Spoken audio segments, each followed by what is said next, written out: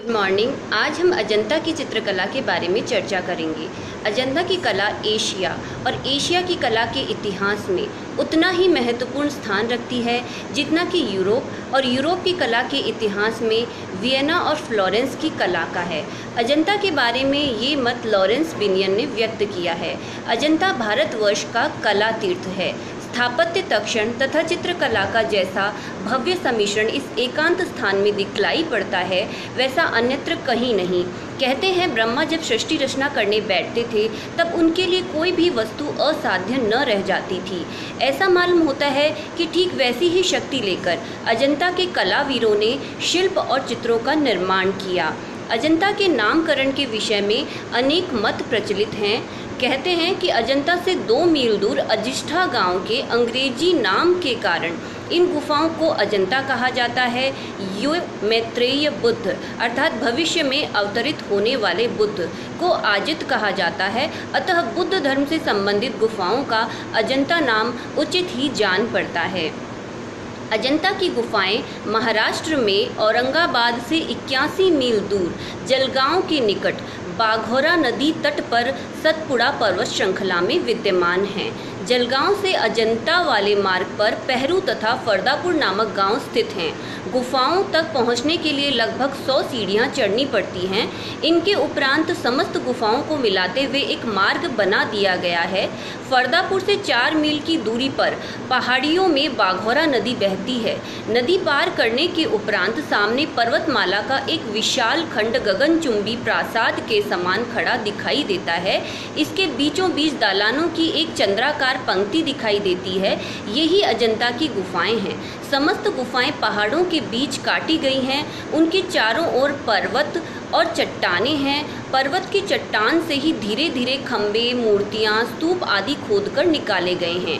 प्रत्येक गुफा में बड़ी बड़ी अनेक प्रतिमाएं हैं। प्रत्येक गुफा की छत, खंबे तथा दीवारें चित्रित किए गए हैं। इस प्रकार ये गुफाएं वास्तुकला, मूर्तिकला और चित्रकला की त्रिवेणी हैं। अजंता का प्राकृतिक वातावरण सुंदर और शांत है।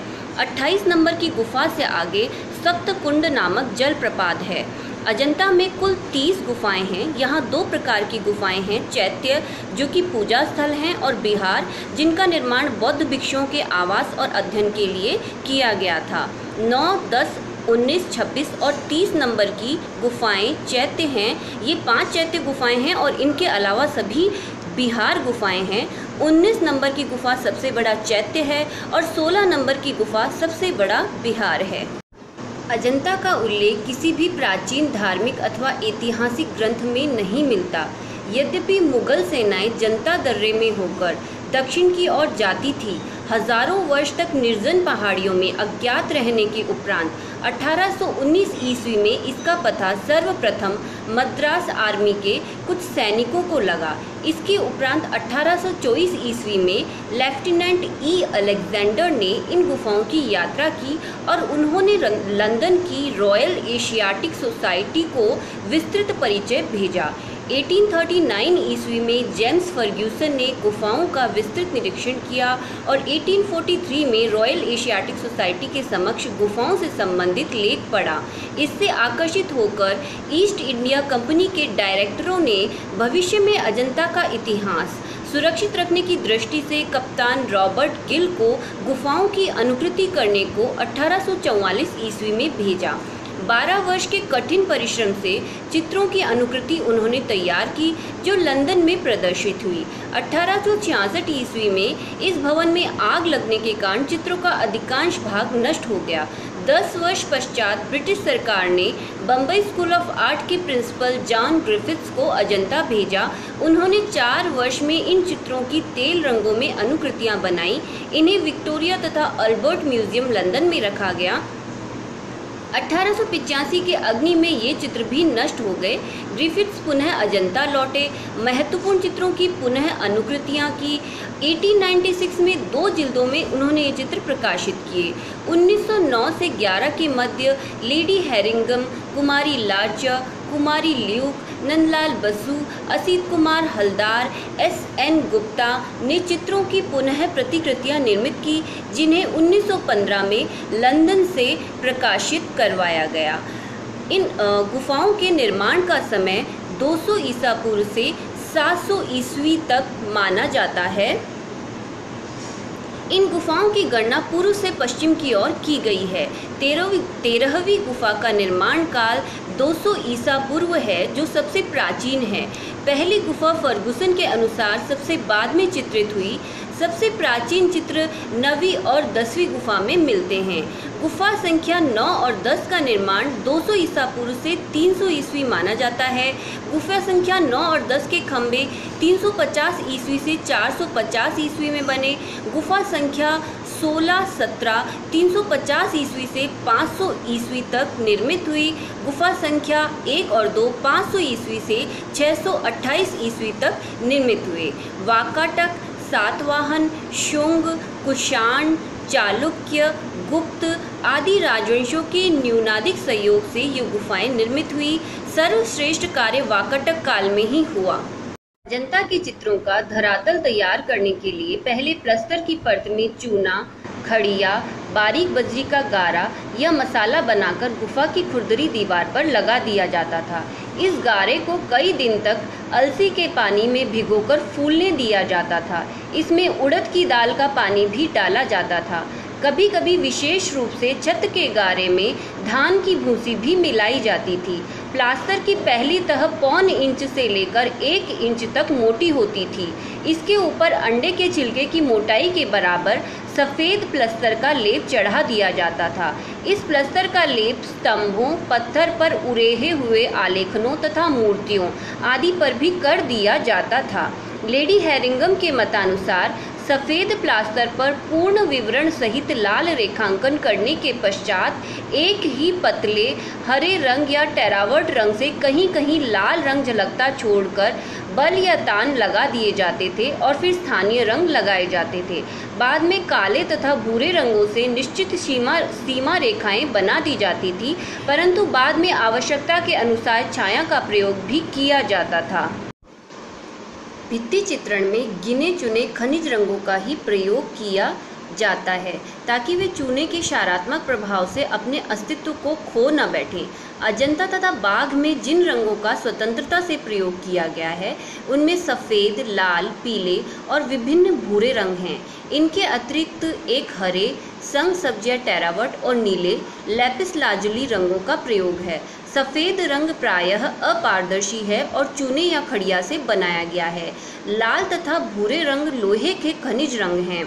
हरा रंग एक स्थानीय पत्थर से बनाया गया है जो तांबे का खनिज रंग है, जिसे टेरावट संग सब्ज कहते हैं। अजंता के परवर्ती चित्रों में लैपिस लाजुली रंग, नीले रंग का भी प्रयोग है।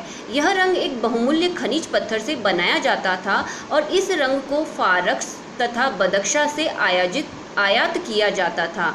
शेष रंग स्थानीय हैं। प्राचीन चित्रों में जैसे जोगीमारा और 5वीं शताब्दी की सिगिरिया गुफाओं के चित्रों में नीला रंग बिल्कुल भी प्रयोग नहीं किया गया है।